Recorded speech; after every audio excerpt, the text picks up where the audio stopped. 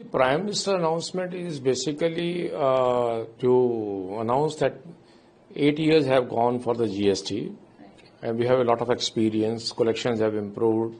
I believe the data analysis which is being carried out, AI being used. On that basis, GST Council is seized of these issues. You will recall when this GST was introduced, it was introduced as one nation, one tax, and the idea was to bring at least if not more, but at least two rate structure. But considering the fact that it was a transition happening from VAT to GST, first time experience, so there was a possibility that the revenue collection may not be of that level which the government expects. So the government has gone with the four tax rates, 6, 12, 18, and then 28%.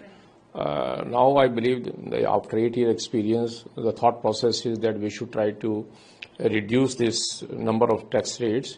And what I see is there will be two tax rates.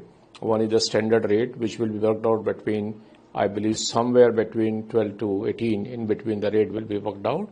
And another will be merit rate, which is some day-to-day consumer goods which will need a concessional rate. Those are merit goods, daily consumption goods.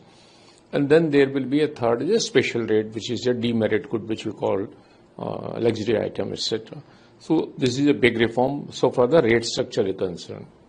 And then there is a structural reform which are required over a period of experience. Now there are many industries where there are inverted duty. So on that part also the Prime Minister, I believe, has said tax reforms will be made. So where it will be not a challenge where you have an inverted duty that your input tax rate is higher as compared to the output. So with the result that always you have a surplus and you are not in a position to get it back. And the third, I believe, the reform which is biggest is the procedural, and I say computerization, etc. Exporters have a issue that the refunds getting delayed and there is a human intervention, etc. I believe the way in income tax, the human intervention has been almost brought to negligible level because of the faceless assessment, online filing, etc. Though GST has the same issue, same structure, etc., but still there is a lot of human intervention by granting refund, input tax credit, denial of this. I believe this GST reform which the Prime Minister has announced as a Diwali gift will be a remarkable one. The way that government has taken a courage to introduce on 1st July 2017, I think the Diwali reforms will be another bold step which will be announced, I think, by after the decision of the GST.